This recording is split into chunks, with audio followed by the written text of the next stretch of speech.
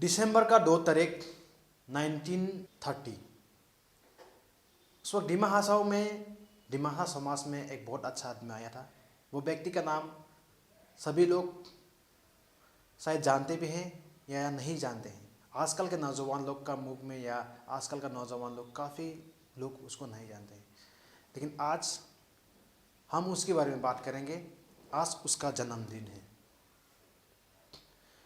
डिमासा समाज के लिए, डिमासा सोसाइटी के लिए, और डिमासा सोसाइटी के लिए ही नहीं, डिमासा यहाँ पर जनजाति लोग जो है, ट्राइबल, नॉन ट्राइबल, सभी के लिए बहुत कुछ उन्होंने एक परिवर्तन लेके आया है। और स्पेशली एजुकेशन का जो मामला में उसने काफ़ी सारा लोगों के लिए छोड़ के गया है। आज वो हमारे बीच में नहीं है, फिर भी हम लोग हमेशा उसका अपनी दिल में जगह बनाए रखना बहुत ज़रूरी है, और आज भी लोगों के दिल में जगह बनाए के हैं। वो और कोई और नहीं, हमारी प्रिय स्वर्गीय जेल थाउसेन। बहुत लोग आज के ज़माने में लोग नहीं जानते होंगे वो हमारे डिमासा समाज के लिए, सोसाइटी के लिए क्या क्या कंट्रीब्यूशन दिया था, क्या क्या करके गया था। एक साधारण सा एमई स्कूल का हेडमास्टर से लेकर बहुत सारा schools, Maibang ME schools, Langting ME school, high schools को एक्स्टेब्लिश करने में Haflong gov college, Haflong college बोल के पहले जाना जाता था, अभी फ़िलहाल हाफलोंग गवर्नमेंट कॉलेज, और साथ में अभी गर्ल्स एमई कॉलेज स्कूल था, अभी हाफलोंग का गर्ल्स कॉलेज के हाई सेकेंडरी का नाम से जाना जाता है। ये सब कुछ जो एक्स्टेब्लिशमेंट का धीरे धीरे जो फ़िलहाल अभी हम और आप जैसे लोग पढ़ने का मौका मिल रहा है और अपना भविष्य बनाने में रास्ता नया से चुनने का मौका मिल रहा है, वो सभी लोग का कंट्रीब्यूशन में किसका हाथ है वो हम सभी लोग जानना भी जरूरी है, लेकिन हम सभी लोग कोई नहीं जानते होंगे। इसलिए आज उनका जन्मदिन का दिन में मैं उसका घर पे आया हूँ, जहाँ स्वर्गीय जेल थाउसेन का, जहाँ अभी फ़िलहाल हमारी स्पेशल जो पेशकश है, हिल स्लैब का पेशकश है, उसमें आपका दिखाने की कोशिश करेंगे। और ये रहा जो अब ठीक एक दिया नीचे जल रहा है, ऊपर में उसका फोटोग्राफ्स है। यही था जो वो महान व्यक्ति जो हमारा डिमासा समाज में, अगर आज का दिन में अगर बात करें तो father of the Dimasa language, जहाँ डिमासा का जो एजुकेशन सेक्टर में लिखाई पढ़ाई काफ़ी सारा उसका ज्ञान है, और आज हमारे साथ मौजूद है इसके बारे में बात करने के लिए। उसका सबसे बड़ा बेटा जो है हमारे साथ मौजूद है, उसके बारे में हम जानने की कोशिश करके कि हमसे भी ज़्यादा बेहतर वो लोग जानते होगा, क्योंकि उसका पिताजी को उन्होंने काफ़ी करीब से देखा है, उसका खेला है, उसका जो सोच विचार को उन्होंने काफ़ी सारा उसका साथ में उसका बातचीत हुआ है। दादा आप इधर थोड़ा, वो कैसा था आप जब मिला था? बहुत साल गुजर चुके हैं, हमारे बीच में नहीं है फिर भी। देखिए, छोटा में तो हम लोग जो छोटा था बहुत स्ट्रिक्ट था। अच्छा। पढ़ाई लिखाई होगा तो सुबह 5:30 6 पे तो उठना ही पड़ेगा, फिर पढ़ाई में बैठना पड़ेगा, फिर 8:30 अराउंड नहाना पड़ेगा, फिर स्कूल भी उस ज़माना में तो आजकल का एक मॉडर्न ज़माना नहीं था, तो हम लोग पैदल ही जाता था। तो फिर शाम को आके थोड़ा बाहर में खेल उल के फिर शाम को अराउंड 5 बजे फिर पढ़ाई में बैठो। ऐसा बात नहीं कि खाली पढ़ाई, ऐसा तो ठीक है जो खेलो कूदो, लेकिन टाइम में काम किया करो। अच्छा। तो फिर हमको इतना तो याद है, जब क्लास 3 4 में था छोटा में, तो किताब पढ़ने उस टाइम में चार्ल्स, अभी जो सीनोट का जो चार्ल्स है पुराना ज़माना में, अभी जो ऑडिटोरियम है वो एक चार्ल्स हुआ करता था। अच्छा। वो आके कैसे कहें, साइज रूम का एक बड़ा बहुत सुंदरता था, अभी तोड़ के शायद उन्होंने ऑडिटोरियम बना दिया। तो हर एक शाम को करीबन विंटर में 5 बजे वो बेल मारेगा। वो बेल मारना मीन्स हम लोग का पढ़ाई का टाइम हो गया, और समर में 6 में। तो फिर घड़ी उड़ी तो उस जमाना में तो वॉल क्लॉक तो एक ही रहता रहा, तो हम लोग तो कहते कब छुट्टी है, 2 घंटा पढ़ना है। तो उसी टाइम में सारा, जैसे कि कोई भी ऑफिस हो कुछ भी हो, हर एक घंटा में वो बेल मारता रहा टाइम का। 6 बजा तो 6 बार मारेगा, 7 बजा में 7 बार मारेगा। वो खुद मरता था? ना ना, वो तो ऑफिस जितना ऑफिस लाइक डीसी ऑफिस हो गया, काउंसिल भी हो गया, और बैंक हो गया, कुछ भी हो गया, कोई भी स्टेशन में। अच्छा। तो वो घंटी मार कर अभी इतना टाइम हो गया, तो हम लोगों को पता चलता ये तो 6 बज गया, 7 8 बस खत्म। तो बड़ा पढ़ाई खत्म तो थोड़ा सा रिलैक्स बोलता ना, एक काम करो, तो मम्मी खाना बनाए, जाके वहाँ बैठो। बाप घर में क्यों बैठा था हम लोग को, तो मम्मी के संग बैठ के हम लोग ने शायद, तो उस टाइम में तो गैस तो था नहीं लकड़ी का, तो मम्मी खाना वाना बनाता रहा, तो देखता रहा हम लोग। तो कभी कभी हम लोग हाथ से भी थोड़ा थोड़ा कुछ हिला देता रहा। अच्छा, अब मदद भी करता था। हाँ, मदद करता रहा। तो कभी कभी हम लोग को थाली भी धुलाओ, बड़ा गुस्सा आता रहा, क्यों। तो एक दिन बुलाया, क्यों घर में काम करने वाला तो था, तो एक दिन बुला के बोला, देखो बाबा, तुम्हारा मम्मी के संग जो खाना बनाने को देता या थाली धुलने देता, क्यों एक दिन तुम कोई नौकरी करेगा, कुछ करेगा, तो तुम्हारे पास चावल भी रहेगा, दाल भी रहेगा। अगर तुमको पकाना नहीं आता, तुम कच्चा थोड़ी खाएगा। एटलीस्ट बेसिक चीज़ तो सीख लो, जो चावल कब उगलता, ये कब उगलता, बस ये हो जाए तो पेट तो भरेगा। और थाली धुलाई करना तो क्या है कि कभी तुम अकेला रहेगा, तो तुमको करना पड़ेगा वो सब। तो ये सब सारा कहानी तो है बहुत। ये उसका वो काफ़ी दिमाहा समाज में दिमाहा किताबें बहुत सारा लिखा है, लगभग 15 से भी ज़्यादा उसका लिखा है, और शायद अभी तक भी पब्लिश नहीं होने वाला है। नहीं, उन्होंने एक दो छूट गया, अच्छा। एक दो छूट भी गया। तो पिताजी को एक दिन पूछा था, बाबा आजकल का जमाना सब इंग्लिश मीडियम पढ़ रहा है, तो अब जब बंगाली में एक लिख रहा है, तो अब आज का आदमी कौन पढ़ेगा। ठीक है, आगे ज़माने का आदमी सब भी पढ़ता था। पिताजी ऐसे से हंसा, पिताजी ज़्यादा हंसता नहीं था, ऐसे हंस के पापा तो बड़ा, पापा भी थोड़ा तो पढ़ा लिखा मालूम है, इंग्लिश भी थोड़ा थोड़ा मालूम है, ऐसा बोला। हम भी कैसा क्या बोल रहे, कुछ तो बात है कि पिताजी एक दो बात बोलने में बहुत बड़े कुछ तो बोलने लगा। अच्छा। तो हमको बोला, बाबा इंग्लिश में हम लोग का डिमासा वर्ड का हर एक वर्ड को हम लोग नहीं लिख पा रहे हैं। तो जैसे कि बंगाली में, हिंदी में से अनुस्वार विसर्ग का चंद्रबिंदु जो होता है, तो उसी में कुछ ना कुछ हम लोग का भाषा खींचना पड़ता है। तो इंग्लिश में वो चीज़ तो मिलता नहीं ढूंढ के खींचने के लिए, इसलिए हम उसको लिख नहीं पाता है। ये बात कहा पिताजी। जब पिताजी जब स्वर्गीय जब गुजर गया था, अब उस वक्त कितना उम्र था आपका? पिताजी गुजरा था 12 में, तो सॉरी 23 में। हाँ, तो मेरा करीबन पकड़ लिया, मैं 1959 का जन्म हूँ, 60 40 52 ईयर्स का था मैं, 52 ईयर्स का था। आप उस वक्त में 52 ईयर्स? हाँ हाँ हाँ हाँ। तब उसका सपना और क्या क्या था? उसका सपना तो उसका देखो कुछ भी नहीं, वो लिखाई पढ़ाई करके उसका ज़िंदगी जाना है। उसका मतलब वही पोएम लिखना है, सुबह उठने से बागीचा में घूमेगा, वो सोचते जाएगा, फिर रूम में जाएगा, 2 लाइन लिखेगा, फिर बागीचा में घूमते जाएगा, फिर 2 लाइन लिखेगा, फिर जब हो जाएगा, फिर मम्मी घर में रहता तो वो अपने को सुनाएगा मम्मी को। अच्छा। जो ये लिखा कैसा लगा, तो मम्मी हाँ ठीक है, मम्मी तो अपना काम में होता है उसका। अच्छा। तो ये था क्या, मैं तो उसका वही किताब लिटरेचर, उसमें उसका मतलब कैसा, मतलब यहाँ का आदमी, मतलब यहाँ का हम लोग NCs का स्पेशली हर कोई जो भी है, मतलब कैसा पढ़ाई लिखाई करके हाँ होगा, उसका मेन इन वो था, जो कैसा क्या करे, कैसा ये करे समाज को। और जैसा कि मान लो मतलब डिमासा का जो कल्चर है, वो चीज़ को बहुत मतलब वो पिताजी बहुत जानता था, वो उसको कैसे पकड़ के रखे, कैसा क्या करे, वो चीज़ बहुत ही था। जब एक टीचर के तौर पर वो खुद रहा, हेडमास्टर का तौर पे भी, और एक जॉइंट पब्लिसिटी का डिपार्टमेंट का भी वो एक जॉइंट डायरेक्टर तक भी बना। उसके बाद फिर नेपको में भी उसका नौकरी था एडमिनिस्ट्रेटिव ऑफिसर का हिसाब से। उसका बीच में वो उसका बाद में फिर वो लास्ट में एक जॉइंट डायरेक्टर बन के वो रिटायरमेंट ले लिया, वॉलंटियर रिटायरमेंट लेने का उसका मकसद क्या था इसमें, आपका खुद मालूम? उसका बीच में मैं बताता हूँ, वो ऑल इंडिया रेडियो में भी गया था 1969 में। तो वहाँ में बैठ के तो शाम में तो टाइम पास नहीं होता बोला, तो night shift JB law college में वो एडमिशन ले लिया पढ़ने के लिए। हाँ। तो पिताजी भाई, बाबा उस टाइम हम लोग क्लास 5 से, बाबा आप इतना उम्र है कि अभी कॉलेज जाता शर्म नहीं लगता? मैंने बोला अच्छा, बता, पढ़ाई लिखाई ज़िंदगी में कभी ख़त्म नहीं होता है, बुढ़ा तक भी तुम पढ़ सकता है। अगर तुमको पढ़ने का मन होता है तो पढ़ाई की डिग्री के मतलब कभी ख़त्म नहीं कर सकता है। ऐसे करके वो लॉ भी पास कर लिया ऐसा है। और दूसरा बात हो गया, जो क्या पूछ रहे थे आप, वो जो रिटायरमेंट जब हाँ, तो रिटायरमेंट का बाद में उसका एक ही एम था, वही लिखना पढ़ना, वही उसका लास्ट पोस्टिंग तक कोकराझार में। ना सोसाइटी को हाँ हाँ, नहीं दे पा रहे वो बोल के। छोड़ के जा ही नहीं पाता, नहीं हम वो नहीं जाएगा, हम वॉलंटियर रिटायरमेंट हम यही रहेगा, हाँ, हमें कुछ करके लिखेगा, पढ़ेगा, कुछ करेगा, कुछ लिखेगा। उसका लिखने की शौक था, अच्छा। बहुत शौक था उसका, कुछ भी होता लिखता था वो, ये था उसका।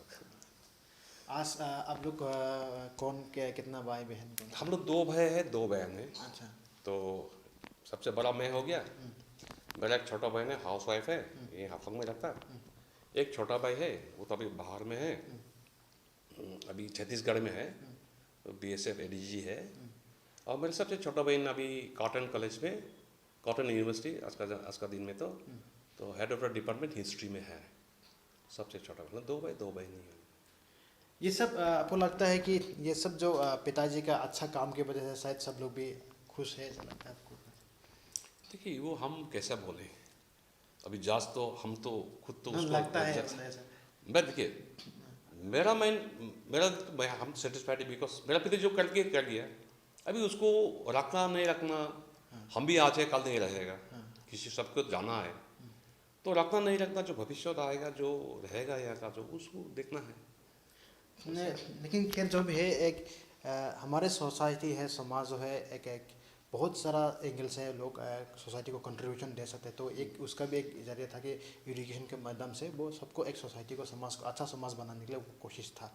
तो इससे लोग सीखना बहुत ज़रूरी है, या क्या सोचते हैं? सीखना कुछ चाहिए या सलाह जरूर लेना चाहिए, या इसका सोच विचार जो है आगे चर्चा होना जरूरी है, ताकि ये जो नहीं तो धीरे धीरे हमारा दिमाग ऐसा समाज में क्या होता जा रहा है कि लिटरेचर जो बोलते हैं, या फिर हमको कर दो धीरे धीरे, हाँ पता है कि बहुत सारे एजुकेशन मिल जाते हैं, लेकिन एक समाज में, एक सोसाइटी, एक जाति, एक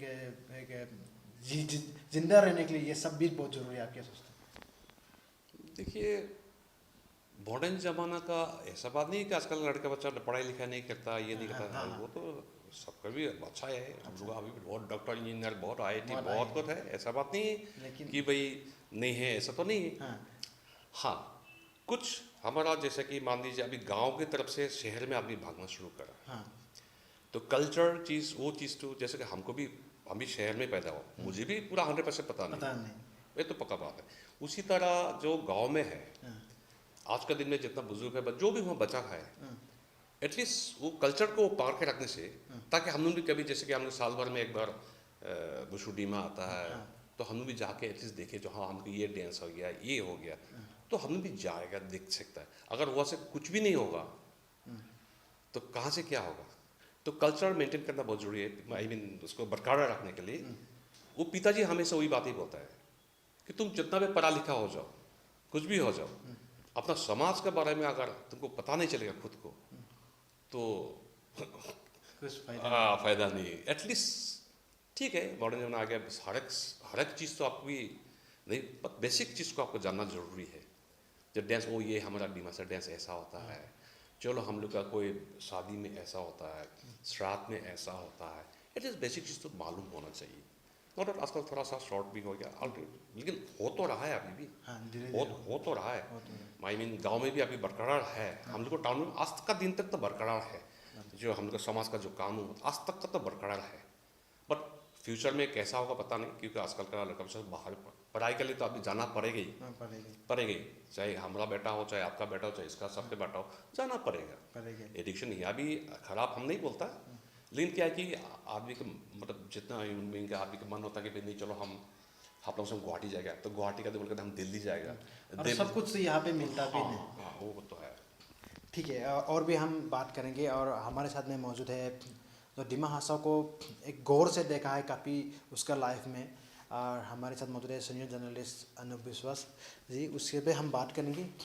काफ़ी हम जब जर्नलिज्म शुरू किया था, तो उससे पहले हम जब उससे हम मिला था, तो उस वक्त उन्होंने हमारे स्वर्गीय जेल थाउसेंड को काफ़ी करीब से देखा है, उसके साथ बातचीत हुआ है, उसका स्टोरी लिखा है, उसका सपना क्या था, काफ़ी सारा बातचीत करेंगे। और खैर जो भी है, जैसे कि उसका बेटा, सबसे बड़ा बेटा, उसने बताया कि डॉक्टर 2000 ने बताया कि ये जो कल्चर जो है बरकरार रखने के लिए, ये भी एक प्रिजर्वेशन का एक जरिया है, ताकि इसको प्रिजर्व करने के लिए मैं भी इस बात में एक गौर से एक बात जोड़ना चाहता हूँ, क्योंकि कल्चर जो एक कोई आके इसको ख़त्म नहीं कर सकता है। कल्चर रहेगा तो हमारे जाति रहेगा, जाति रहेगा तो सबका धर्म रहेगा, सब कुछ रहेगा। डेवलपमेंट धीरे धीरे होते जाएंगे, एजुकेशन पे अच्छा अच्छा इंफ्रास्ट्रक्चर बढ़ेगा, रास्ता बनेगा, हाईवे बनेगा, सब कुछ बनेगा, यहाँ पे सब कुछ आएगा। लेकिन आपका खुद का आइडेंटिटी क्राइसिस हो जाएगा तो शायद वो उसको वापस आपको वापस मिलना बहुत तकलीफ हो जाएगा। ठीक है सर, आपसे जानते हैं कि आपने इसको करीब से पहले आप मिला है, कैसा था वो सर? बात ऐसा है, हम जर्नलिज्म ज्वाइन करने का 2 साल बाद में उनसे भेंट हुआ 1992 में। तो उस टाइम में उन्होंने यहाँ पे हम लोग का जो additional director of information public relations जो ऑफिस जनसंजू बोलते थे हिल्स का, तो यहाँ पे बड़ा ऑफिस था, उनका एडिशनल डायरेक्टर थे। तो उनका वो ट्रांसफ़र हुआ, प्रमोशन जॉइंट डायरेक्टर हो गया। तो उसमें एक कविन चंद बड़ा ऐसे आया, उनका रिप्लेस करेगा। तो उसी दिन हम मिले। तो मिलने का सबसे हम लोग का थोड़ा सा इम्प्रेस्ड हो गए यही कारण, उनका जो बात बोलने ढंग है इतना। और एक्चुअली हम ये बात बोलने पहले ही बोलना चाहिए कि ऐसा माफिक आदमी का साथ जान पहचान हुआ, उनका साथ बातचीत करने का जो मौका मिला, हमको बहुत लाकी समझते हैं। क्योंकि हमारा ये प्रोफेशन में वो गाइड भी, फर्स्ट गाइड आप बोल सकते हैं उनको, कैसे लिखना है और क्या क्या प्रॉब्लम्स है, और आगे जाके उनका जो सोच विचार जो है ना, हम लोग जो बोलते हैं फार साइटेडनेस जो है ना, उनका माफी बहुत कम आदमी को हमको देखने मिला हमारा आज का डिस्ट्रिक्ट में। जो उनका जो फार साइटेडनेस इसलिए बोलेंगे, उसी टाइम में हमको आज से लगभग 20-25 साल पहले भी उन्होंने हमको बताया कि आप जब भी लिखना है तो उसमें ज़्यादा स्ट्रेस देना है कि वाटर क्राइसिस, पानी का। उस जमाने में वो उसका वो 30 साल पहले, जबकि आज असम का पूरा स्टेट का एक सिर्फ ये हमारा डिस्ट्रिक्ट है, उसको वाटर स्ट्रेस्ड डिस्ट्रिक्ट बोल के माना गया, और उसका ऊपर काम चल रहा है। मिनिस्ट्री ऑफ जल शक्ति ऐसे कुछ कर रहा है। तो हमने उसी टाइम में सोचा भाई ऐसा एक आदमी जिनका मतलब कम से कम 20 साल पीछे क्या होने वाला है उनको दिमाग में आ रहा है। तो आप सोचो कैसा आदमी है। लेकिन अपने बारे में उन्होंने अपने बारे में हमको भी कुछ नहीं बोलते थे, और अपने आप को ऐसे कुछ जाहिर नहीं करते थे। लेकिन उनका जो काम है, जैसे एक दिन हम उनका मीटिंग एक कवर करने का था, तो कल्चर हॉल में हो रहा था। उन्होंने थोड़ा सा दुख करके बोला है, जो उन्होंने उस टाइम 9 बुक कंप्लीट कर लिया, लिखा है उस जमाना 90s में 9 बुक्स, और दैट टू उनका खर्चा से। ये कोई गवर्नमेंट से कोई सहायता नहीं लिया, कुछ भी नहीं लिया। तो मैंने सुना है उसका 15 से ज़्यादा बुक्स है, और ये तो पब्लिश है, और अनपब्लिश जो अभी भी है मैन्युस्क्रिप्ट हिसाब से। हमने सुना उनका जो छोटा बेटा वो भी एश्योरेंस दिया कि जब भी उनको मौका मिले ऐसा फिर से पब्लिश होगा, प्रिंट होगा। और हमारा और एक बात बोलना है, ये जो व्यक्ति है, ये महान व्यक्ति, उन्होंने जो रामायण, गुरुमुखी रामायण, ये आप लोगों को पता है क्या, हम लोग कैसे मानते हैं, उनको इतना सहज लैंग्वेज में निभाषा में ट्रांसलेट किया। ये बात नहीं है, देखिए नजरुल गीति, रविंद्र संगीत, ये सब तो इजी बात नहीं है। ट्रांसलेट कर, अनुवाद करके उसमें फिर अब ऑल इंडिया रेडियो से बजाया गया। तो आप देखिए अब कैसा उनका कामकाज का कितना महान व्यक्ति थे। और तो हम लोग का थोड़ा बहुत कोशिश है कि ये जो महान व्यक्ति है उनको कम से कम उनका जो जन्मदिन में हम लोग सब इकट्ठा होकर उनको श्रद्धांजलि दें। वही मौका था, और ये मौका लेना हमको अच्छा लगा।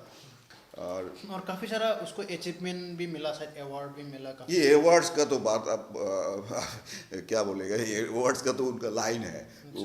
इतना सारा अवार्ड्स मिला, और यहाँ पे नहीं, खाली असम में नहीं, दूसरा स्टेट से, और बड़ा बड़ा ऑर्गेनाइजेशन। हमारा एक एक्सपीरियंस अभी भी याद है, इनका घर का सामना में एक शूट होता था। उस टाइम में हम लोग का यहाँ पे वीडियो कल्चर नहीं हुआ था। उनका ऊपर में ये फीचर कुछ बना है, कोई जगह पब्लिश हुआ कि नहीं पता नहीं है, लेकिन बाहर फिल्म भी का बना जो फिल्म ने मतलब डॉक्यूमेंटेशन हुआ है बहुत अच्छा तरीका से, और वो बहुत बड़ा ऑर्गेनाइजेशन से किया था। हमको अब याद नहीं एक्चुअली अभी पब्लिश हुआ कि नहीं, फिर भी हम लोग को हमारा आँखी में भसते रहता है, क्योंकि उसका बाद उनका साथ ऐसा क्लोज हो गया, एक घर का जैसा, और फादर लाइक फिगर है उनका मेरा लिए।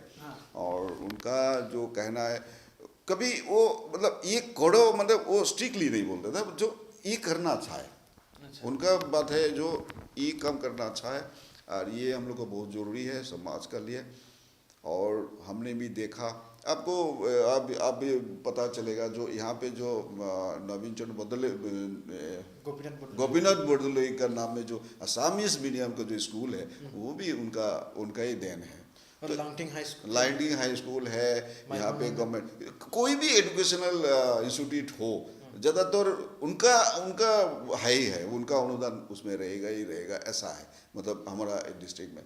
और हमेशा ही वो, और ये बात भी है, सिर्फ उनको क्या बोलेंगे अभी, पोएट बोलेंगे ना, राइटर बोलेंगे ना, क्या बोलेंगे आप ऐतिहासिक बोलेंगे, क्या बोलेंगे उनको, मतलब इतना मल्टी टैलेंटेड थे। पोएम में तो जो लिखते थे ना, बहुत ही अच्छा पोएम लिखते थे। आप एक बार फिर से हम दोहरा रहे कि ये रविंद्र संगीत जैसा और नजरुल गीति जैसा वो सब ट्रांसलेट करके वो परमिशन मिला, इतना इजी बात नहीं है। जनरली ये सब ट्रांसलेट करने में तो काफ़ी बहुत कुछ देखने पड़ता है। एज ए जर्नलिस्ट हिसाब से सर, अगर आज का ज़माना में डिमा हासाओ डिस्ट्रिक्ट बोले या हमारे जो समाज जो है उसको जिस तरह से एक स्वीकृति देना चाहिए, अब क्या से देता है कि या नहीं देता है?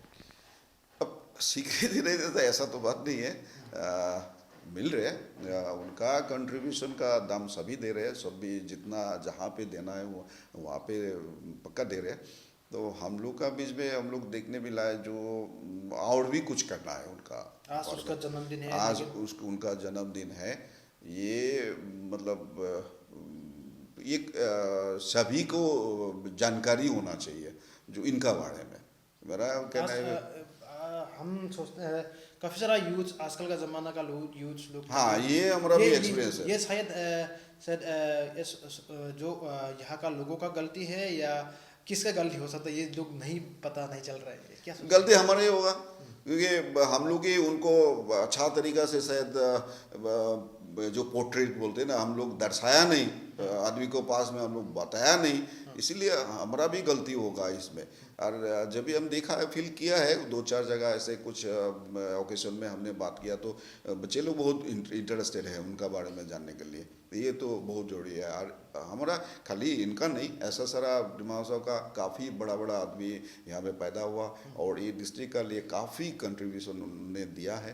तो उन लोग का बारे में थोड़ा बहुत जानकारी हम लोग पब्लिक में देना बहुत ज़रूरी है। उन लोग का ऊपर में आजकल काफ़ी कम आदमी होगा अभी के ज़माना में ऐसा लोग। हाँ ये बात तो सच है, जो आजकल का ज़माना में ऐसा आदमी, ये तो बात है ना, वो ऐसा ही होता है, जो ऐसा आदमी महान व्यक्ति जन्म लेता है तो सभी महान हो जाएगा, ऐसा बात नहीं है। लेकिन ऐसा व्यक्ति जन्म लेना तो बहुत सौभाग्य की बात है। और सेल्फलेसनेस तो उनका था ही। और हम खुद बहुत कुछ देखा है, जो चीज़ हम लोग इतना भाषा में प्रकाश नहीं कर सकते हैं, जो उनका चलने का ढंग कैसा था, उन्होंने पब्लिक दूसरा कोई भी आदमी आने से उनको कैसे ग्रीट करते थे, दूसरा जो भी बाहर से आदमी आने से उनका जो हॉस्पिटैलिटी बोलते हैं, आतिथ्यता जो बोलते हैं ना, वो कैसे ग्रीट करते थे, उनका एक अलग ही तरीका था। सभी को मतलब इतना अपनापन इतना ज़्यादा था, फट से कोई भी बाहर से आने से उनका साथ मिलने के साथ साथ वो अपना बन जाता था वेरी शॉर्ट टाइम में, बहुत जल्दी। आप भी आ गए ना, आपका उम्र बहुत छोटा है, फिर भी आपको ऐसे रेस्पेक्ट के साथ में आपको ग्रीट करेगा ना, वो आप उसी टाइम में उनको अपना बन जाएंगे, ऐसे लगेगा। बहुत ही अच्छा एक्सपीरियंस है मेरा उनका साथ में रहने का। तो हम लोग, हमारा एक ही रिक्वेस्ट है, हम लोग भी सब मिलके खाली हमारा सर नहीं, जो भी है यहाँ पे जितना भी महान व्यक्ति यहाँ पे जन्म लिया, उन लोग का जन्मदिन हो, एक ओकेशन मतलब लेके उसको एक पॉइंट बना के हम लोग उनका ऊपर में थोड़ा सा बातचीत और दूसरा को जानने के लिए पीढ़ी व जनरेशन टू जनरेशन ये बात फैलाना बहुत ज़रूरी है कि ताकि उनका जो काम काज अमर रहे। ठीक है सर, तो ये था कि काफ़ी सारा उन्होंने बातचीत की हमारे दौरान पर बताया कि उसका जो सोसाइटी में समाज में कंट्रीब्यूशन कैसा था, उसका सोच विचार कैसा था। तो ठीक मैं फिर से आपको दोहराना चाहता हूँ कि यही है उसका जो फोटोग्राफ्स, ठीक ऊपर में आप देख सकते हैं कि एक फ़ोटोग्राफ्स एक सुंदर सा सजा कर रखा है। जेएल थाउसेन एक बहुत नामी आदमी है, जहाँ 2 दिसंबर 1930 को जन्म हुआ था। फिर 10 फरवरी 2003 को उसका हमारे बीच से चला गया था। लेकिन आज उसका जन्मदिन है। उसका जन्मदिन के दिन में आज हमने थोड़े से एक उसका जो हिस्ट्री है, उसका जो आज लोग बहुत ही कम ही लोग आज उनको जानते हैं, उसके बारे में हमने थोड़ा बहुत जानने की कोशिश करा। उसका सोच विचार कैसा था, उसका समाज में कैसा कंट्रीब्यूशन था, ये तो हम लोग बोलते बोलते भी और नहीं वो कर सकते, मतलब बयां नहीं कर सकते कि क्योंकि उन्होंने हमारे समाज में, उन्होंने हमारे यह डिस्ट्रिक्ट के लिए बहुत कुछ दिया है, जहां हम लोग शायद फिर नहीं कर पाए। लेकिन खैर जो भी है, इसका जो कंट्रीब्यूशन को लेके अगर बात करें तो 16 से भी ज़्यादा उसको अचीवमेंट अवार्ड मिला है। उसको छोड़ के भी 15 से भी ज़्यादा उसका बुक पब्लिश हुआ है, और भी अभी उसका बुक पब्लिश होना भी बाकी है। सिर्फ उसका लिखाई पढ़ाई में नहीं, उसका किताबों में ही नहीं, उसका बहुत ही सारा कंट्रीब्यूशन था। जैसे कि मैंने पहले शुरुआत में कहा गया था कि माइवांग एमई स्कूल से लेकर वेंचर स्कूल तक, और जाठिंगा का जो एमई स्कूल था उसका हेडमास्टर से लेकर लांगटिंग का एमई स्कूल हाई स्कूल तक, हाफलोंग गवर्नमेंट कॉलेज का, अभी फ़िलहाल हाफलोंग गवर्नमेंट कॉलेज बोल कर जाता है, पहले हाफलोंग कॉलेज था, और फिलहाल अभी हाफलोंग का गर्ल्स हाई सेकेंडरी, जो अभी Haflong government girls high college का हाई सेकेंडरी बोल के जाना जाता है, और उमरांसो का जेबी कॉलेज, और डिमासा साहित्य सभा, तो डिमासा में लिटरेसी को लेकर काफ़ी बहुत बड़ा ऑर्गेनाइजेशन है, जो उसका फाउंडर प्रेसिडेंट भी उन्होंने बन के गया है। सिर्फ उसका इस किताबों में से नहीं हम जिक्र नहीं करेंगे, क्योंकि समाज के लिए उन्होंने बहुत ही वक्त निकाल के बहुत ही ऐसा काम किया जहां हम लोग कभी सोच भी नहीं सकते शायद हमारे नसीबों में ऐसा काम करने का मौका मिलेगा भी है या नहीं। बहुत सारे लोग हैं जहां उसका बारे में और भी बहुत सारा बातें हैं जहां आपके सामने में और भी बयान नहीं कर सकते। और हमारे साथ इसमें से थ्रू वीडियो कॉन्फ्रेंस के ज़रिए से हम जुड़ेंगे मिस्टर सुजोयलाल थाउसेन, जहां बाहर में है। उसका जो दूसरा एक बेटा है, उसके भी हम उसका बारे में भी हम बात करेंगे, जहां दिमा हासब डिस्ट्रिक्ट में से उसका जो बेटा है ओनली ऑन आईपीएस ऑफिसर है। तो वो भी हमारी इस जो हिल्स लाइफ का जो स्पेशल पेशकश में वो भी जुड़ेंगे, उनका बारे में क्या क्या कहते हैं। आज मेरे फादर की 90th बर्थ एनिवर्सरी है। मेरे father additional director public relations department से रिटायर हुए थे। मेरे फादर एक राइटर और एक सोशल वर्कर के रूप में भी जाना जाता है। इनफैक्ट आज की दिमासा जो सोसाइटी है उनको ऐसे राइटर ज़्यादा पहचानते हैं। उन्होंने अपने राइटिंग्स जो है बहुत कम उम्र से ही शुरू कर दिए थे, और जीवन के अंत तक वो लिखते रहे हैं। उनकी बहुत सारी वॉल्यूम्स हैं, बहुत सारे पब्लिकेशंस हैं, और नॉर्मली बांग्ला स्क्रिप्ट में ही वो डिमासा भाषा में लिखते थे, और वही उससे ही वो उसी स्क्रिप्ट से ही ज़्यादा कंफर्टेबल थे। उनके वैरायटी ऑफ राइटिंग्स में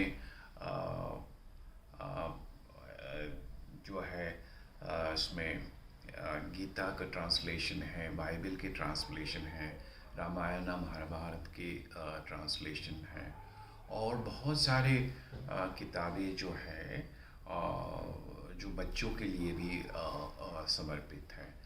उनका ये विश्वास था कि हमारे डिमासा सोसाइटी को अगर प्रोग्रेस करना है, कुछ उसमें रिफॉर्म्स आना है, तो एजुकेशन ही एक मीडियम है जहाँ ये चेंज जो है जल्दी आ सकते हैं। इसका जो कंट्रीब्यूशन को लेके अगर बात करें तो 16 से भी ज़्यादा उसको अचीवमेंट अवार्ड मिला है। उसको छोड़ के भी 15 से भी ज़्यादा उसका बुक पब्लिश हुआ है, और भी अभी उसका बुक पब्लिश होना भी बाकी है।